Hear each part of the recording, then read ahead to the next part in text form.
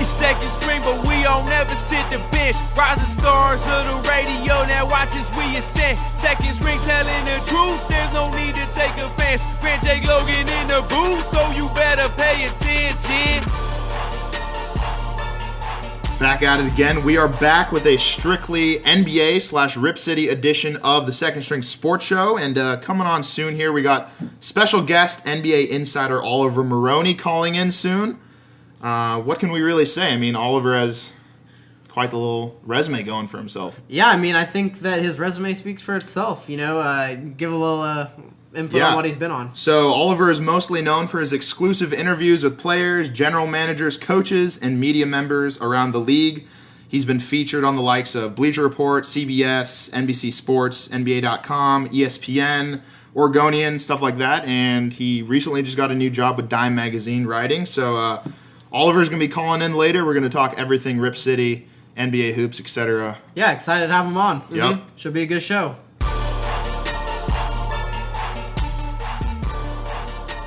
And welcome back to Second String Sports. We are back with NBA insider Oliver Maroney here to talk some Rip City and NBA hoops. Oliver, how you doing?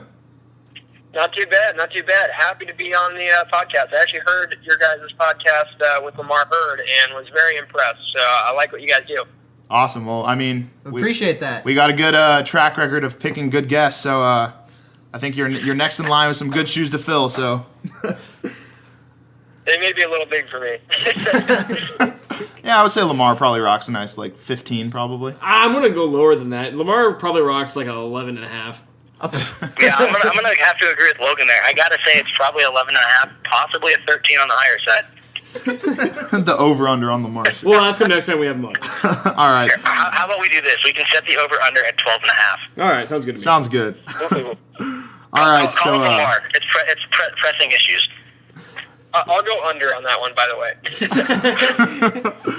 All right, so just to kick things off, Oliver, we already sort of gave a brief introduction to your career here for the listeners, but for our first question for you, what would you say is your proudest moment so far in your career working in the NBA and the media? Oh, that's a big one. Probably, I mean, yeah, it's interesting. It's a good thing and a bad thing at the same time, I guess. My article, actually this summer, I had an article on James Harden that kind of went, I guess you could say, viral. And I woke up one morning and I turned on First Take for probably 10 minutes a day. Just like, I don't know, it gets me the giggles out of the way, I guess. And I turned it on and they're talking about my article. And I was just like, what? What? Like, this is ridiculous. It wasn't even that great of an article in my mind.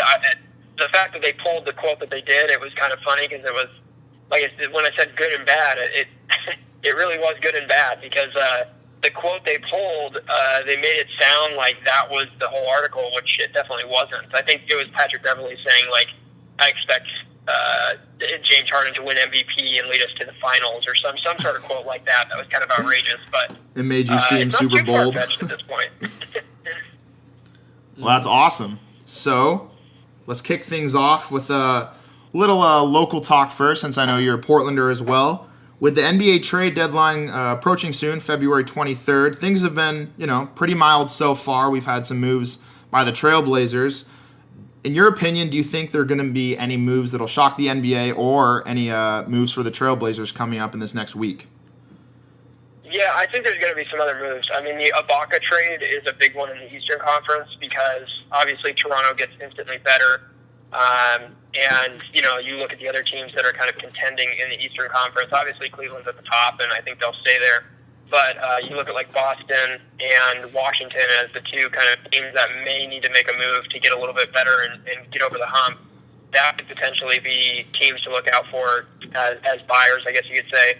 And, there's obviously the teams that are sellers. I don't know if Portland's necessarily going to be a seller. I think they've got 3 draft picks, and I don't really see them using all 3 of those this offseason. So, well, as the roster stands now, they couldn't technically.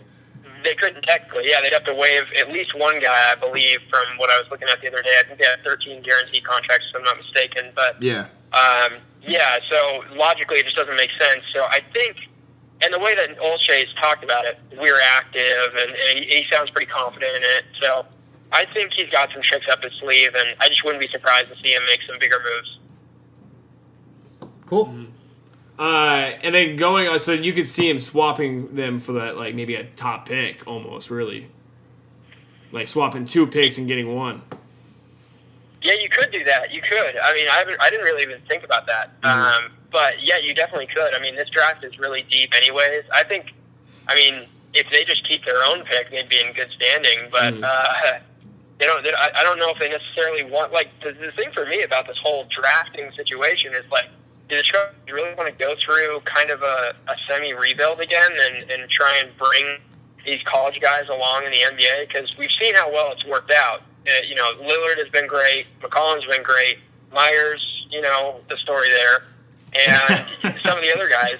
I'm not trying to be rude to Myers at all. Like, I don't think he's necessarily a bust. I don't think you can label him that. But at the same token, you took him pretty high and And I think a lot of players, you take a flyer on guys like that, it's hard. I mean, it used to be at the pinnacle. They're the best player on every single team they've ever been on, and you put them in the NBA, and their emotions kind of get messed with, and they're not playing as much, and they sit on the bench, and the confidence just goes down from there, and you see what happens. So I don't think that's even a possibility right now. I'm looking at the Trailblazers and thinking to myself, you're in the 8th, you're 9 right now, but you have a chance to potentially be in the playoffs.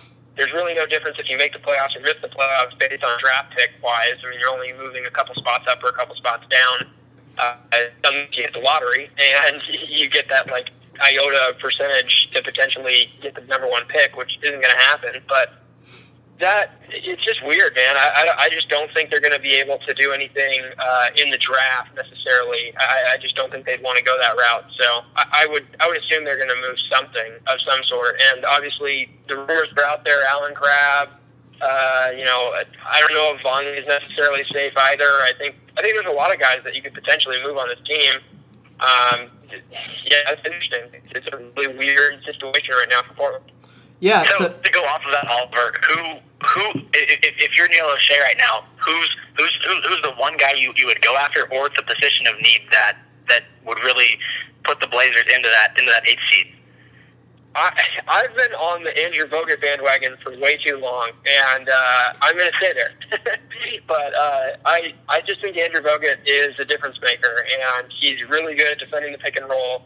He's extremely good at rim protection. And I think, you've seen him obviously in the Golden State system, which is kind of similar to the Portland system as far as backcourts are concerned. And he's just very, very good at defending the pick and roll. And I think that that's a crucial thing in the NBA, specifically in the Western Conference, where you've got a ton of guards that can potentially run that. And he's, like I said, one of the best in the league, and I think he's undervalued in Dallas right now. Obviously, he's been injured. He has injuries in the past. So do you touch a guy like that? I don't know, but if you just have to give up one of those first-round picks, is it worth it? I think it totally is. I think that could drastically change your team for the good. And as much as I like Nurkic, and people are talking about him as the second coming of Sabonis already, I just don't really. I'm hesitant to kind of go there with Nurkic right now. Yeah, so Oliver, this is Grant. How's it going? Just kind of going off the Blazers, like we've been talking about, we had a question tweeted in, what's kind of, I know this is a loaded question, but what's kind of gone wrong with the Blazers? They start number 9 in the ESPN preseason power rankings, and, we're a borderline playoff team, but this wasn't what we came to expect after last season. Yeah, it's interesting. I attribute it more to the offseason moves. And it's an indirect effect of the offseason moves. It's not the offseason moves that the Blazers technically made. I think bringing in Evan Turner wasn't that bad of a deal. I know people are going to kill me for it. As far as, the dollars are concerned, it's way overpriced for a guy like Evan Turner. But, look, the Blazers, they missed on a couple of guys, and they felt like Evan Turner could put them over the top or put them over the edge to potentially be in contention, and it didn't work out that way. And I think the reason it hasn't really worked out is because they retained Alan Crabb as well. And both of those guys play the same position, essentially. You've got C.J. McCollum already there. It just seems like it's a loaded backcourt. And when you have guys who, are used to playing 25 to 30 minutes a night, and now they're playing 20 minutes a night or 15, and they're getting less touches, and that is what starts the confidence to go down, and that's what, your emotions play with you as a player. And I think that's what happened with Evan Turner at the beginning of the season. Obviously, he worked back and played tremendously well the past few weeks before he got injured. But Alan Crabb, same thing. You see that when they start or when they play a lot of minutes, they are succeeding. And when they don't play minutes or they don't understand necessarily what their role is in this system, they seem uncomfortable. They seem a shell of themselves. And I think that's the number one contributor for me, is just they added a lot of pieces to this team in the offseason. Obviously, they retained everybody they had, but they also added guys like Evan Turner. And I think that really did a disservice to guys like Alan Crabb, who are coming along and growing and potentially breaking into more of a contributing role. And I think it just kind of diminished the value that he got. And that's, to me, the number one thing. Obviously, you can point to the defense, you can point to the lack of rim protection, you can point to all the other things. But the only thing that's changed from last season to this season is really just the addition of Evan Turner and obviously Azili as well. But he hasn't played. So yeah. And it's not necessarily Evan Turner's fault. I think it's on the whole team. I just don't think they're necessarily comfortable with one another, and I think they're playing different minutes than they were last year. And you see the rotations kind of messed up. Obviously, a Minu injury is another crucial point of it that hurt them in the beginning of the season. I mean, the NBA it's all about knowing your role and being comfortable in it. And I don't feel like the Portland Trail Blazers have been comfortable all season long. Mm-hmm. Yeah. So do you kind of think, with the recent struggles, because from an outside perspective as well, I kind of see that the fans have been kind of almost overreacting about this season because, even nothing really has changed, and a lot of it's from putting the heat on Dame. Do you think that in that sense, do you think that's fair? Not at all. It's half of a season, and people are just blowing the Blazers up for what they did this offseason. I try and sound as I just don't want to sound harsh about their moves in the offseason. I don't think they were bad moves necessarily. I just don't think it worked out. And you can admit that. I think Neil Olshey would probably say the same thing. It just didn't work out the way they wanted it to. And blaming it on Dame is ridiculous to me. Dame is an offensive threat. He's very, very good at what he does. Yes, he's been struggling. He was injured. He's trying to get back in his form. CJ kind of took the cake and took the reign for a little while. So I think that it's not necessarily affecting him, but it could be getting into his head just a little bit. And, Dame's a great player. I just don't really understand the blame. You can blame him for having bad defense, but he's been a bad defender his whole career. It's not like he's been good. It's just, I think in years past, you had, Wesley Matthews, you had Robin Lopez, guys who could actually defend, and they were plus defenders.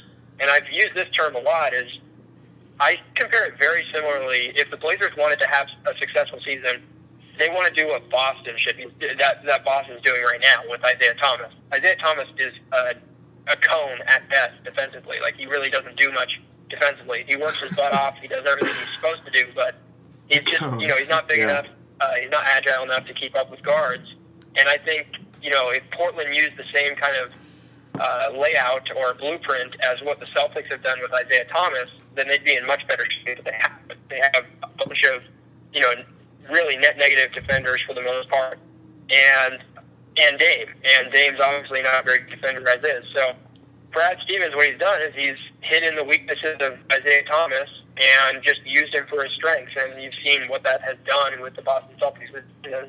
He's been, having an MVP caliber year. And I think in Portland, you don't really have the defenders that you do in Boston right now. But I think had they gone out and gotten, maybe a Bismack, maybe, I don't know, there's a couple other guys that you can think of on the market that could have given them the extra defensive effort and energy that you would need to kind of surround Dame with better defenders and hopefully hide as much of his weaknesses as possible. So, Oliver, I'm going to kind of take it in a little different direction here. I mean, I know we love the Blazer talk here, but I'm a Laker fan, so I got to know. I know you sat down with D'Angelo Russell. What's your take on D'Angelo Russell? Because I watch D'Angelo Russell play, and I think he looks like a superstar some nights, and other nights he looks like he's lost. Is it just consistency with him? Is D'Angelo really the guy who can bring the Lakers out of this slump right now? Is he their next superstar? I think he is, but you're going to have to give it time. Like, this kid, he was babied for the most part his entire college and high school career. Like, he was brought along in the way that, he could do no wrong. And that's what a lot of college players come in that way, right? But I think D'Angelo's situation is just a little bit different. Obviously, he's been hit hard with the media and stuff like that with the Nick Young stuff last season, but he's been injured, and you can't really expect a consistent player after they've been injured. And I don't think he's necessarily 100% healthy. I think they're playing him because they need to get him minutes with this team. But, I want to see him fully healthy coming into the season next season. And if he can't show the brilliance that he showed at the beginning of this season, actually, then I think maybe you could start to question the idea of him becoming the number one guy there. But I think he is a very, very underrated distributor. I think he has extremely good vision on the court, and I think he has tools that almost no player in the NBA has. You've seen what he can do in the clutch. You've seen some of the moments of brilliance that he has.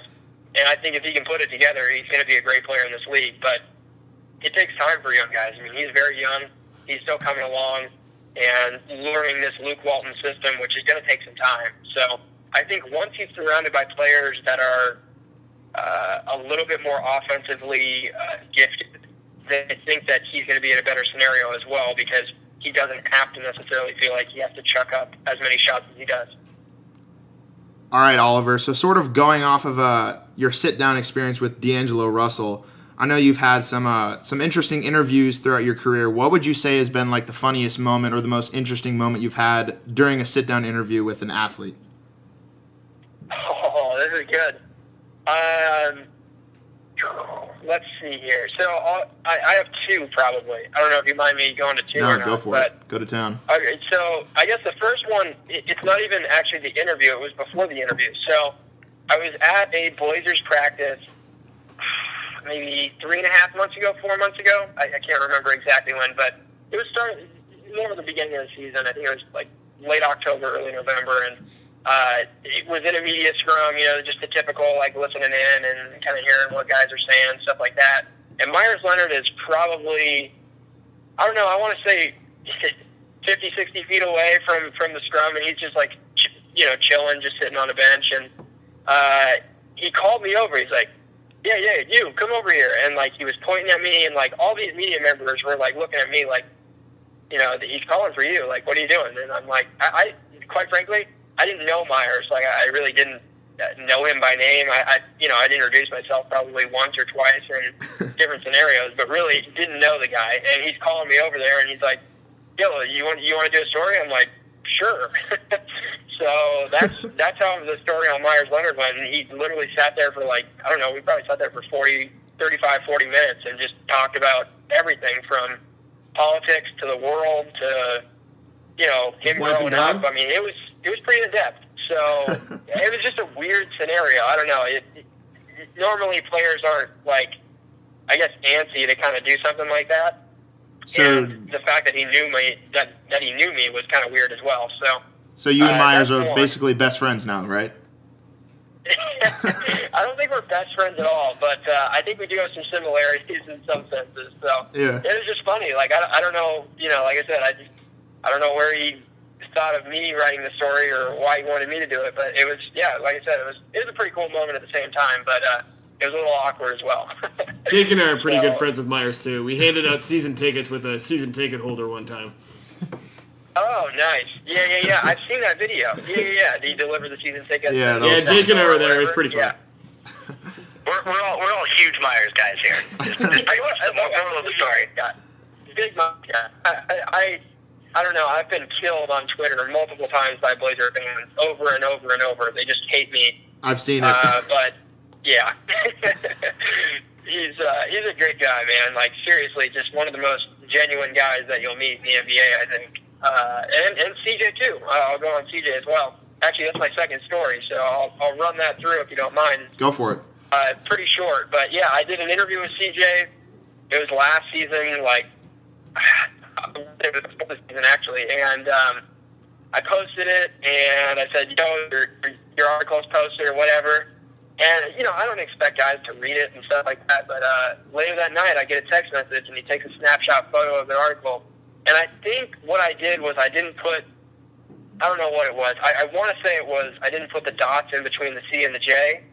And he sent me the screenshot and said, "Yo, just FYI, here's a mistake," or whatever. And I was like, "Oh, man, that's embarrassing." So that's probably another one. But these are really odd scenarios. But yes, they've come up. And yeah, CJ's a good guy. I like him a lot. And he knows what he's talking about, too, because he's also a journalist, too, in his free time. Exactly.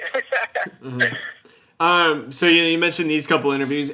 When you're writing a story, has there been one that you've kind of been surprised about when you're like kind of finished and like, or like you learn something where it's like, wow, I didn't know that this was going to take this turn? Do you have a situation in that? Yeah, I did a piece. Man, I keep going back to Oregon people, but I guess I've got a lot of Oregon ties, so that makes sense. But yeah, I am Dylan Ennis of the Ducks. I don't know if you guys have seen that story, but I posted that maybe like a month and a half, 2 months ago, and we're just talking, and he's like, "Yeah, man, I went from this college to this college, and this college to this college." And then basically, I'm thinking we're done, and this is fine. It's all good information and whatnot, and it's a pretty generalized story. I mean, obviously, he's bounced around from college to college a little bit more than most players do, but I'm thinking it's the end, and then he's like, "Oh yeah, by the way,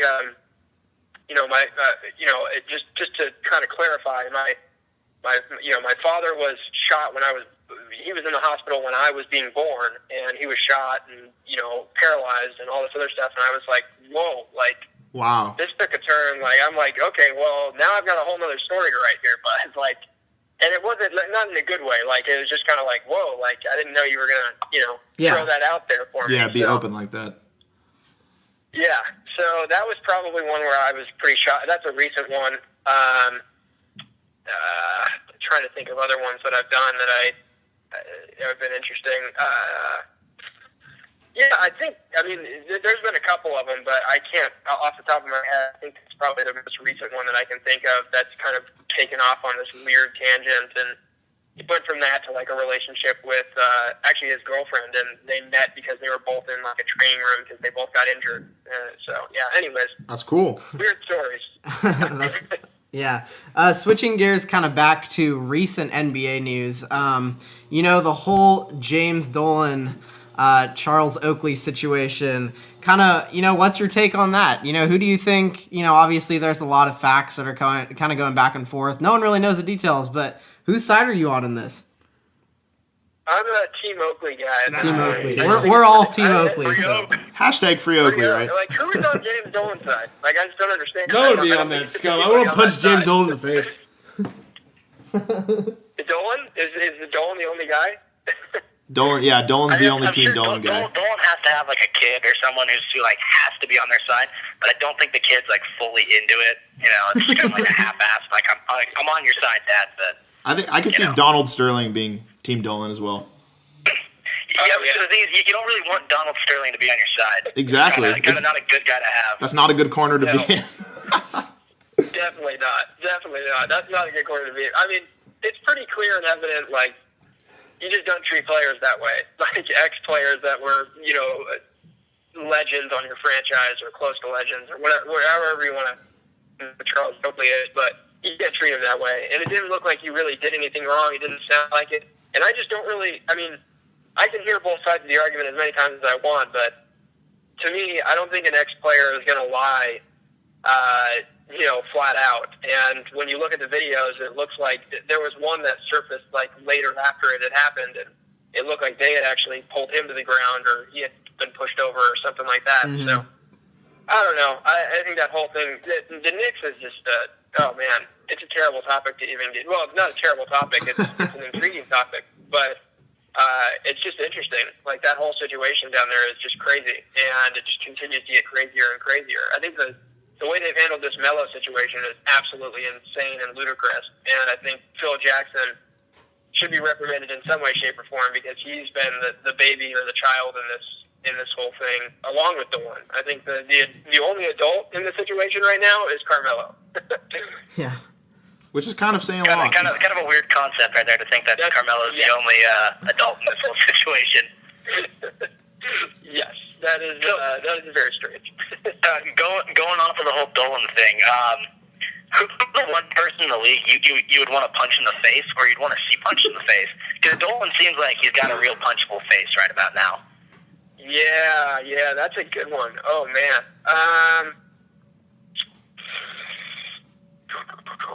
I'm trying to think of people. Most people would probably say Charles Barkley, right? I think that a lot of people are pretty much done with Charles Barkley. I'm not one of those people. I would really not want to mess with Barkley. Barkley's kind of that dude who will actually throw you out of a plate glass window. So probably good to stay away from Barkley. This is gonna pain me to say it because I can't believe I'm gonna say it, but I'm gonna say Magic Johnson. Wow. Damn. Hot take. Hot take. Amazing hot take here. No, you know why? He's kind of doing this whole promotional tour about him becoming the guy in LA, and it seems a little premature and it seems a little bit weird. If I was a player on this team, I wouldn't really enjoy him kind of saying he's going to take over the reins, and it just seems like he's taking credit for a lot of the stuff that's going on, and I don't know if it's necessarily a good thing. I know Jeff might I can't really argue with that. As a Laker Jeff's fan. the Laker fan agreeing with it? I don't know if I couldn't punch him in the face because it's Magic, but dude, Magic is doing some really weird stuff right now. Yeah, exactly. It's not, and I did say this earlier too. Is for free agents and stuff, I think it's great that they picked up Magic. I think that is the biggest selling point you can get, and they've already botched the LaMarcus Aldridge situation a couple of years ago. They completely botched that free agent interview. And you look at some of the recent history of what they've done, and it's not a very great track record as far as picking up free agents and drafting guys that they really know and trust and everything else. So I think picking up Magic that avenue-wise is great, but I just think that what he's doing promotionally about him being the guy is just a little bit strange. Well, I'd punch JJ Barea in the face. That was me. But Ooh, he's a great. It's a very punchable face. Players. He's you want him on your team. Small guy. And you would root for him. Yeah. But if anything else, you hate the guy. Yep, there it is. All right, Oliver. So sort of going off of your hot take there about Magic Johnson, do you have any other hot takes going? We're going into All-Star break. We got the second half of the season coming up. Do you have any hot takes going into the NBA playoffs? Do you think it's going to come out predictable, or how do you think things are going to play out coming up here soon? I think it's going to be pretty chalked up as far as the playoffs are concerned. Unfortunately, I think Golden State and Cleveland are probably going to be there. As much as I'd like to see someone else in there just to kind of mix things up, I think it's probably going to give us the best bang for our buck entertainment-wise. When you look at hot takes, I guess you could say, I'd probably say my hot take that I've been on for a little bit of time now is that Russell Westbrook isn't really as good as everybody's making him out to be. That is a hot take. I'm frustrated with people. That's flaming. Yeah, it is. I'm very frustrated with people who just spew the stats and say this guy's averaging a triple-double, so give him the crown.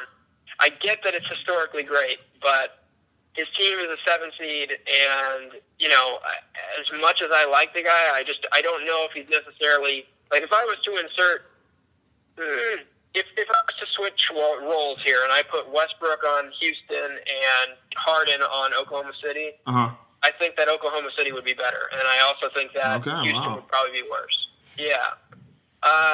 It's just, I don't know. I've got a weird thing for Westbrook. He's a great player. He's very athletically gifted. He does a lot of things that are really awesome to watch on TV. It's very entertaining.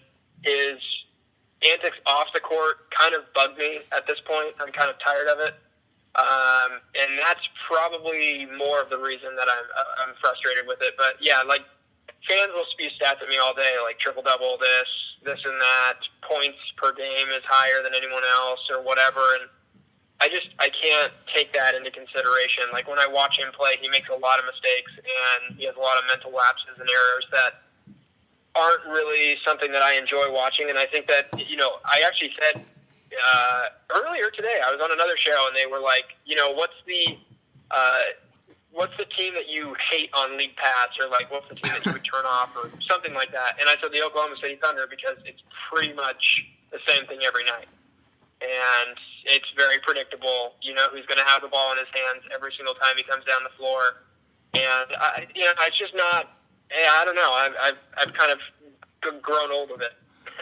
You know, rumor has it that Russell Westbrook is a big second-string sports fan. He listens to it in the locker room before the game. So there might be some Oliver Russell beef coming up here. If you see him, it's confirmed, Jake. Confirmed. Okay, it's confirmed. You see him courtside, there might be some hands thrown.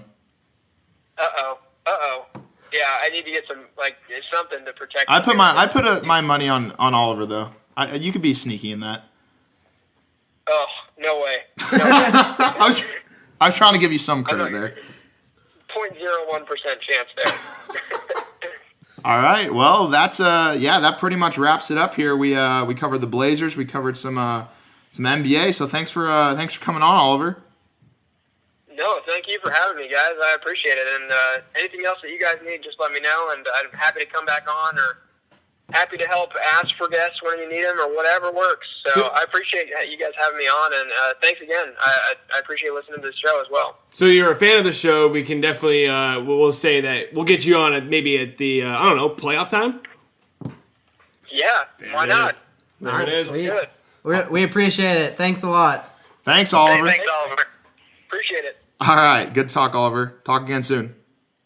And thank you again to Oliver for calling into the show. That was a great Rip City and NBA recap. If you guys want to keep up with Oliver, you can follow him on Twitter at Maroney NBA and keep up with his recent new gig with Dime Magazine. He'll be writing for them coming up. And he's got a podcast as well. He's got a show. He does lots of great stuff for the NBA and college hoops. So keep up with Oliver. And thank you guys for tweeting in your questions. We didn't really get to a lot of them, but we'll be having Oliver on soon again, hopefully. And you said playoff time.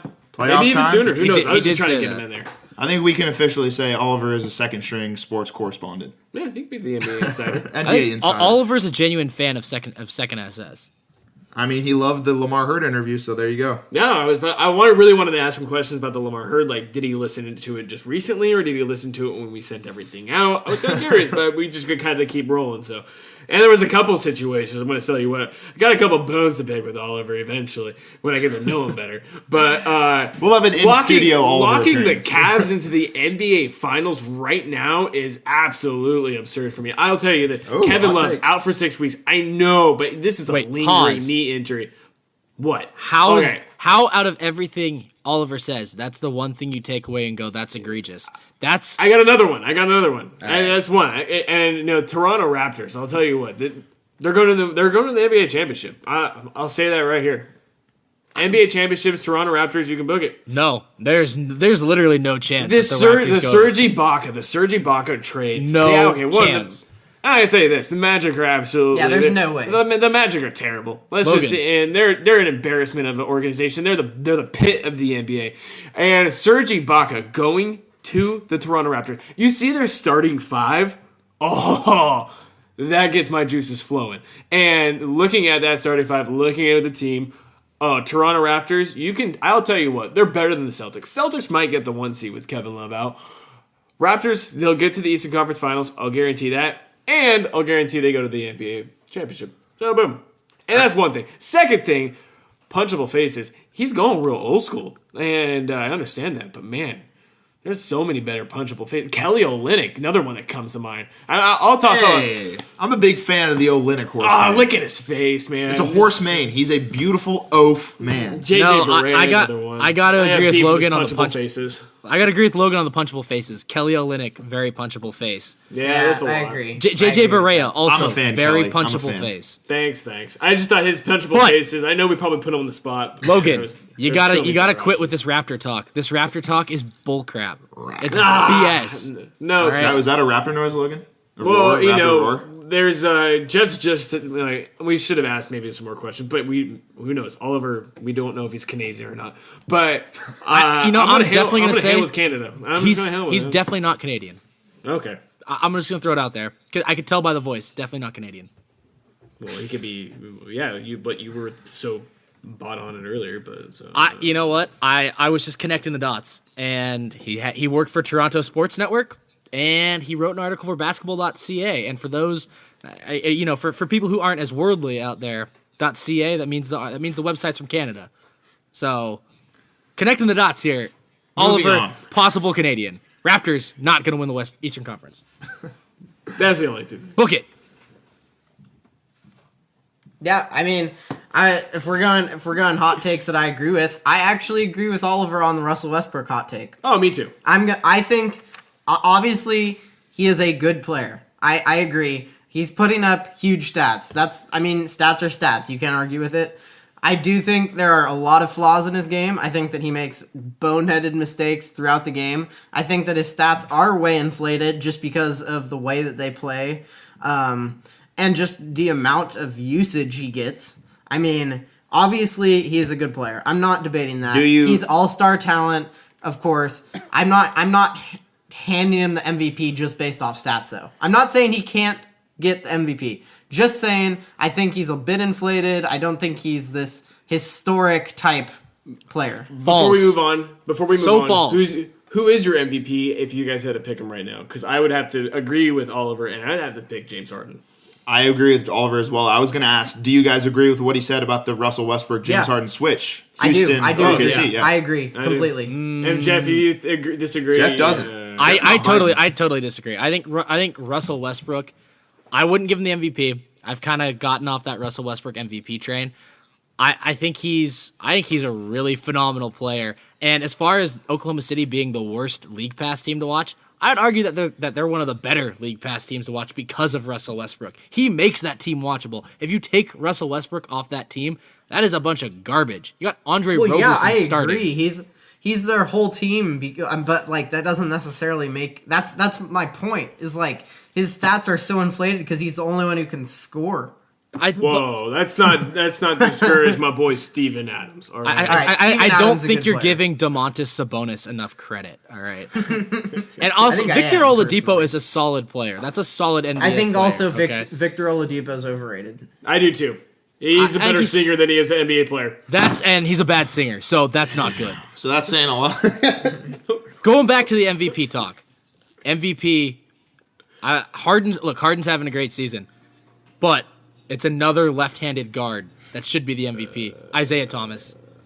Isaiah Thomas should be Oliver the MVP. did go in depth talking about Isaiah Thomas. IT4. And he also did call Isaiah Thomas like that a name. cone. Yeah. You know what? I have no arguments with the whole Isaiah Thomas being a cone on defense thing because Steph Curry is also a cone. Who stops Isaiah Thomas is the better question than who does Isaiah Thomas stop? True. Yeah. I feel like this is another one of those it's situations interesting. where something funny has really just happened, but I'm so out of the loop because I'm not there, and now it just feels really awkward. No, it's not that. I'm just sort of laughing, imagining Isaiah Thomas in the shape of a cone, but also, with like flesh and a human, but literally in the shape of a cone. It's not the size of a cone. He is the size of a cone. But anyway, that pretty much wraps it up for our NBA Talk episode of Second String Sports. Once again, thank you to Oliver for coming on. Catch up with all of his work on his Twitter and whatnot, and you can catch up with us at Second String Sports on Twitter. That's sports with a Z. Hashtag SecondSS or Second String Sports if you want to chime in, comment on this episode, share the podcast, ask questions for future episodes. We got NBA All-Star Weekend coming up this weekend, so next week's episode will honestly probably be, more NBA, more All-Star breakdown, stuff Jake, like that. Jake, before we get off, we got to get All-Star predictions. What? We got to give predictions. I mean, I think the fans want it. All right, go first, Jeff. All right, dunk contest. Start it off. I only know DeAndre Jordan's in the dunk contest. Give a rundown, Jeff. All right, because I'm a bit of a degenerate gambler lately, I have been looking at the odds for the dunk contest, the skills competition. You would. Yeah, I actually think I'm going to throw money down on this. Glenn Robinson, 7-1. Book it down. Glenn Robinson going to win the dunk contest. Really? No idea. Right, so, it's just a total. Just for the people listening who don't know, we got DeAndre Jordan, Glenn Robinson III, Aaron Gordon, and Derek Jones Jr. Who the hell is Derek Jones Jr.? I mean, this guy. Derek Jones Jr. He's is the replacing. guy I'm taking to win the dunk contest. And I'm going with Derek Jones Jr. Derek Jones Jr. Hey, Book hey, it. hey, what the hell, Derek Horrible Jones. odds. Team Horrible. Derrick Jones. I don't even know who he is. I'm picking him. Team Derrick Jones. And I also hate DeAndre Jordan. That's a player I'd punch in the face. I think forgot to chime in on that, DeAndre Culver. Jordan is the guy who's most likely to miss 2 dunks and get a score of like 25. He's a patty cake muffin bitch. That too. Well, that got really escalated towards the end of the show. I mean, I don't really think he's a patty cake muffin bitch. Book it. Hashtag patty cake muffin bitch. DeAndre Jordan. He just kind of complains a lot. What would This you is the rather whole be, Clipper a team. patty cake muffin bit or a cupcake? I'd rather be a cupcake. All right. I mean, I think I'd rather be a cupcake I too. like the cupcake. There we go. All right, so we got the predictions for the dunk contest. Let's do a 3-point contest. I don't even know who's in the 3-point. I'll give a Is it quick- Swaggy P? I got Swaggy P. There's got no Klay no, Thompson. No, I there's- got CJ McCollum. Hey, let me give a rundown. Klay Thompson, Kyle Lowry, Eric Gordon, Kyrie Irving, CJ McCollum, Kemba Walker, Wesley Matthews, and Nick Young. I'm picking Nick Young for fun, but I'm picking Nick Young will be hilarious. Yeah, it would be. I'm gonna go with Eric Gordon though. I'll go there. Okay. But I want Nick Young. The to double completer. Swaggy P. I think me and Grant are the same. CJ McCollum. You can't really predict. I mean, obviously, Steph dropped out this year. I think Klay will be undoubtedly in the top 2, but why not? I'll go CJ McCollum. He can get hot. Swaggy P. Jeff. No, Yeah. God, no. I hate that guy. I'm going. See, like Swaggy P's the one Triggered. guy. Swaggy P's the one guy in the NBA I would punch in the face. You should have said that. Yeah. I didn't know Oliver yet. I didn't. We don't know each other. We don't have the same. I don't know a sense of humor yet. I gotta get I to know told him him a not little to more. punch JJ Barea. I don't care. Yeah, you know what? It was a missed opportunity. What can I say? We'll get him on next time, and I'll let him know that hey, I'd punch Nick Young in the face. In all seriousness, Klay Thompson, dark horse, Kyrie Irving. All right. Skills And that's comp. pretty much all the predictions that matter since the actual game on Sunday. Who the hell Doesn't knows? matter. I don't care You- about the skills competition. You don't care about guys. skills Thanks for competition hoops. or the Yeah, rookie? No, I don't How about at all. rookie Irrelevant. versus sophomore challenge, guys? This is the Irrelevant. biggest night in NBA history, in Irrelevant. NBA season. Irrelevant. Irrelevant. Irrelevant. Irrelevant. All right, I guess I'm the only one who's really excited for the skills competition. The only fan, huh? I may have gambling interest in it, but Yeah, exactly. that's a whole Whatever. other story. Yeah, we'll save that for next week. All right, so that's been it for this week of Second String Sports. Hashtag Second String Sports on Twitter. Look out for this podcast with Oliver. We'll be tweeting it from all of our social networks. Thanks for listening. Go have some fun. All-Star Weekend. Appreciate it. Don't get in too much trouble. And yeah, appreciate you, Oliver. We'll have you on soon. Second String Sports. Peace. Go Beavs. Go Bees.